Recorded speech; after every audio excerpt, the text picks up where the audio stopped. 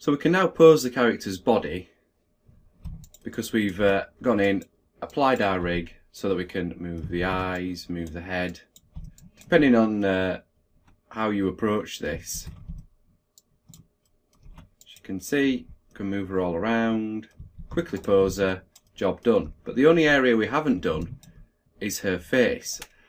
Now we can get away with a lot with the body, but a lot of expression is shown via the face, so it's important that we add some sort of ability to pose the face in there. Previously we added in a joint which allowed us to open and close the jaw. If I just demonstrate that now. So we can get some sort of movement in the head, but we can add another layer on top of this by using blend shapes, which will allow us to deform the face and just get a lot more expression out of it. So let's jump in and just start to create a blend shape. So what we need to do first is duplicate our main model, and then we deform that to create the blend shape that we're going to use. So let's just select this, let's just duplicate that. I'm just going to unlock it in the channel box. Unlock. The channel box is just floating off screen here for a moment, so see there, just left click, unlock. So let's just isolate this. So to create a blend shape, it's just a case of going in, selecting these vertices and adjusting them. It's useful to go into your tool settings. See here, just double clicked on the move tool, make sure reflection settings is on, set to X, so that we can edit one side and it will automatically update the other side. You can also enable soft select, which will apply a fall off. Ooh, where's that gone? You can do this by pressing B as well to turn that on and off, and if you hold down B, drag your middle mouse button, that dictates the fall off. So as you can see there, we get a nice smoother fall off from our adjustments. So just as a very quick example, let's just go in and start and create a very quick blink. So the fall off on that is too large, so let's just adjust that a little bit so it's a bit smaller. Now you can spend a lot more time on this just to get this blink looking a lot nicer, a lot more natural. I'm just doing this very quickly. So just adjust that down.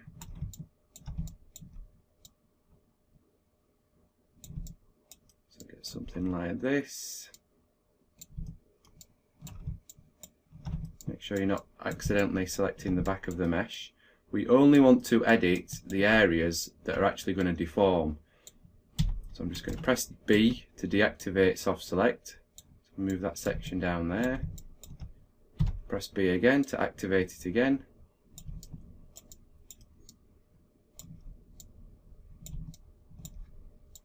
Just move the corner of the eye down. And because the eyelid moves over the eyeball, we need to move this out to compensate. So let's say that's very roughly, you've created a blink. Now if we attach this, obviously both eyes are going to blink at the same time when we adjust our blend shape slider. But because we've done it to both sides on this single mesh, we can quickly generate two blend shapes from this one. So let's just duplicate that mesh again, just move it over so we can see.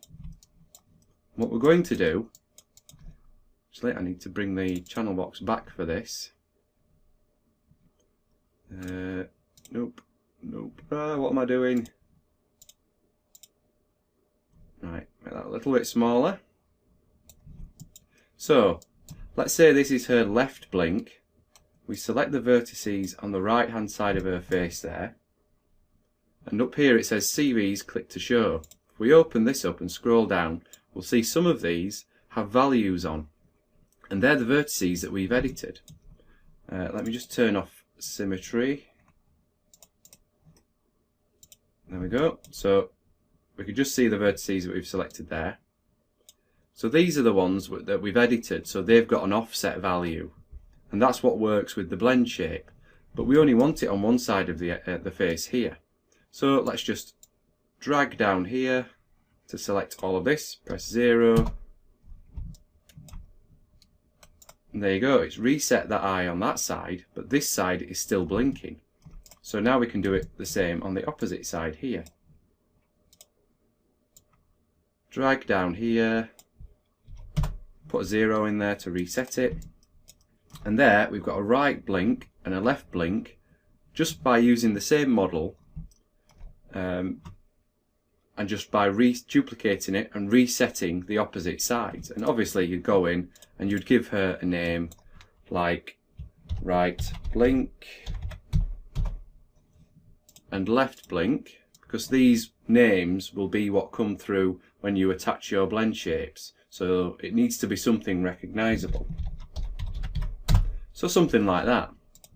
And there we've got two blend shapes. And as you can see, we could probably get a lot more out of this by raising and lowering the eyebrows, giving her an angry look. We can also do the same with the mouth if you so wish.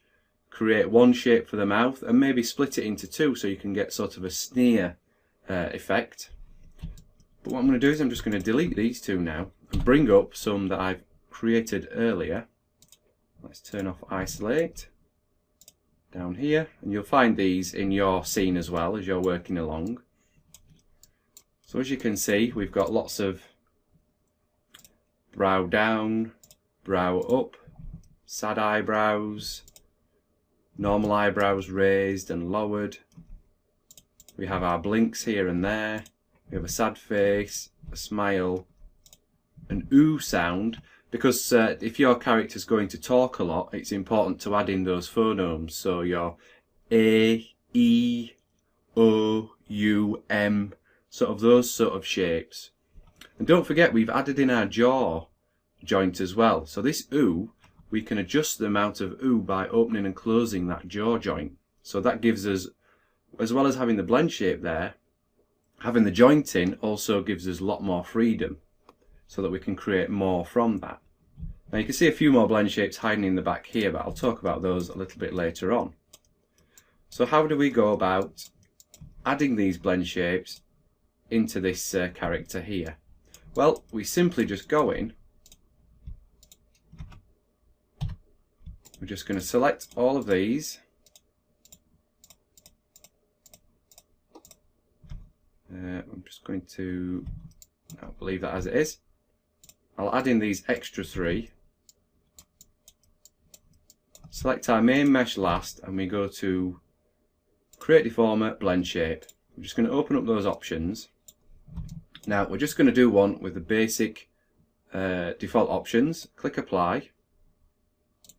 Close that down. So let's just hide the blend shapes for now. As you can see, we now have a blend shape node down here. We've got our names of our various models in here. I'll just make this a little bit bigger. So if we adjust these, we can see the face is going to change. We have our left blink, right blink, and if you go into Window Animation Editor's blend shape, just bring this down here, we have a nice little window where we can adjust these. So if I adjust the right brow down, like so, but what we can also do is we can adjust these further. So we could maybe have that as 2, and as you see, it just carries on the movement of those vertices. So if you wanted to, we could have the eyebrow like there. 1 is where our blend shape is, but as we move past it, as you can see, it's moving it even further. In this case, it looks awful and it doesn't really work, but the option's there for if you want to overemphasize a blend shape. If you're doing maybe a cartoon style animation and you need to have that flexibility with your blend shapes, you know, just so you can exaggerate things a little bit more, then you have that option there. Now, because we've skinned this model first, we may have some problems with the blend shape. So let me just show you. Let's move her head, maybe move her arm down as well. So let's say she's posed and we want to go in, and then we want to make her blink, or maybe we want her to smile. As you can see, the whole model is snapping back to the whole blend shape. So the arm's moving back to where the arm is in the full blend shape. So it's not just working off the vertices that we've adjusted, it's working off everything. So let's just go back and let's restart and recreate our blend shape. Just undo these. There we go. So we have our model selected, we have our main mesh selected last, create deformers blend shape. What we're going to do this time is go into our advanced tab, change deformation order to front of chain. Click create. Let's just hide our blend shapes. So now if we pose her,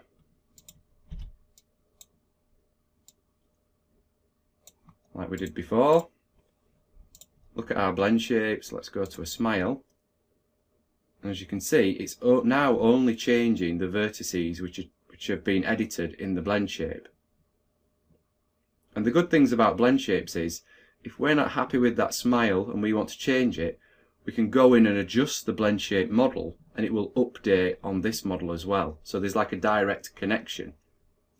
You can also delete the blend shapes, these actual models in the background here, out of the scene if you want to clean up the scene, and the information will still be baked onto this main mesh, but you won't be able to go in and then edit the blend shapes afterwards. There are options for you to rebake out all the blend shapes from this mesh, but that's getting a bit more advanced and we're just looking at the basics here. So there we have blend shape applied and the model can deform as well. So let's just undo those last few. Get her back into a basic pose. Now there were a few other blend shapes in there which you probably noticed. Let's just go to our animation editor blend shape again. Click select so that we can see the model here.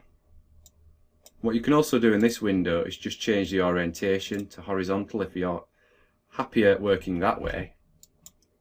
Now, because we've added blend shapes to the face and we've used the whole model in this so we don't have to detach anything, why not take that a step further and also add blend shapes to the body? Maybe this character, let's say during the duration of the project, she gets pregnant and we have to see her body changing as the baby's growing inside her. So here we can also have a blend shape for her stomach as the baby's growing, and obviously when a woman's pregnant her waist will change as well, and also her chest. So we've got a sort of a weird science thing going on there. And this is a good example of being able to over exaggerate areas. So we could press 2, go way over the top there, put a value of 2 in there, and that goes way over the top there as well.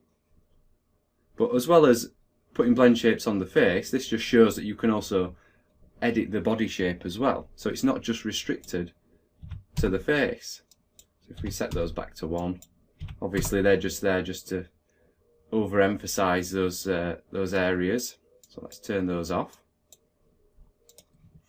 So we've added blend shapes to the body. So now we can go in, we can pose her, and through this blend shape node we can give her facial expressions. And to make life easier, what you should do is maybe, because we have this node in here which controls the head, why not add the attributes for the blend shapes down here to this controller and then connect them up using the node editor like we did before.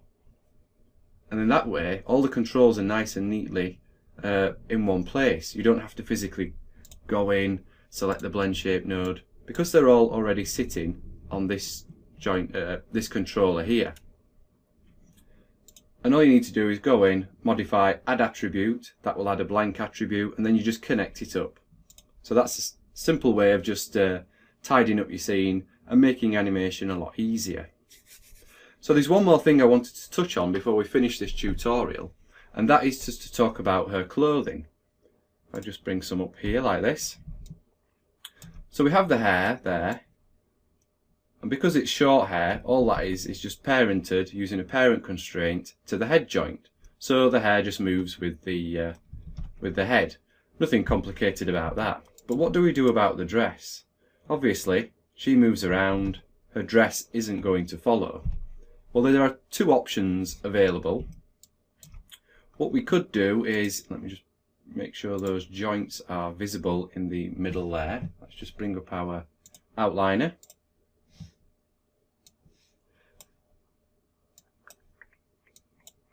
So, character root, move character, root control. Oh, actually, I think it's just hidden down here. That's it, yep. So, we could just skin the dress exactly like we did with the body. So we select the dress, select the root, skin, edit smooth skin, bind skin, smooth bind. Joint hierarchy, 2, 10, so exactly the same as before. Let's click apply. Now if we move her, the skin is going to move with the model and with the skeleton. So the dress is now influenced directly by the skeleton, just like the body is. And if we want to have the weighting values on this model, because remember we've only just bound it, so it's going to be default weighting, we could just select the body, select the dress, skin, edit smooth skin, copy skin weight. So that's going to copy the weighting information from the body to the dress. So now they should kind of deform the same way. So as you can see, that's deforming like that. So that's one option. But the problem then is, what if we go back to our blend shapes and let's say we wanted to adjust the body over time. So her stomach gets bigger, but it's popping through the dress. So we're going to have different models of the dress depending on where she is in her pregnancy. Now, there is another option, and that's to use a wrap deformer rather than a smooth bind. So let me just delete the history on this. So that will remove the binding. So we're back to square one. So now all we're going to do is, use a wrap deformer. So we're going to, just bear with me, I keep forgetting which way around you have to select these. So let's select the model first, then the dress, create deformer, wrap. Just gives us a second. Let's just see if this has worked. Nope, I think that was the wrong way around. So let's just undo that. Select the dress and then select the body. Create deformer, wrap. So now you see the dress is now moving with the body just like it did before. Let me just change that from gimbal back to object.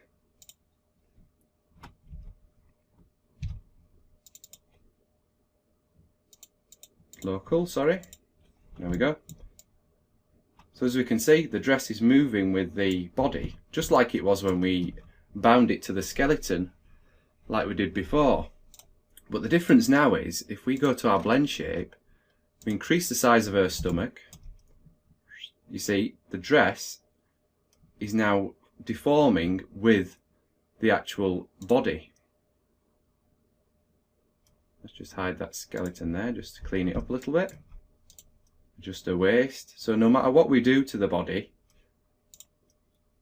the dress is moving with it. And that's because the wrap deformer isn't attached to the joints. So it's not moving with the influence of the joints. It's actually attached to the body mesh. So basically, how the body mesh deforms, the dress will follow, because the dress is basically wrapped around those vertices and those polygons. So this is why when we deform the mesh, the dress deforms with it. Whereas before, when we used a skin cluster and a smooth bind, the dress was bound to the joints, not the body mesh. So I mean, both of these options have their plus sides, and they also have their downsides. So it depends what you want to be able to do with your character. And obviously, if your clothing isn't skin tight like she is here, you may want to use different options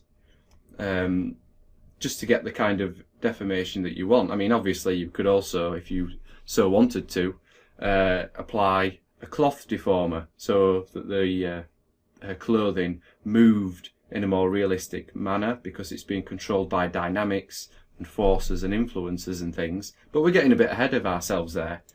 All we wanted to do was create this virtual actress, which we can pose, we can possibly animate, which we can now we've gone to the trouble of rigging her. We've added in blend shapes so that we can give her a cheeky smile or a frown if she's shocked, just so she can now show emotion. We've also added in some blend shapes to the body so that we can deform the body if we want to, again to create different characters down the line.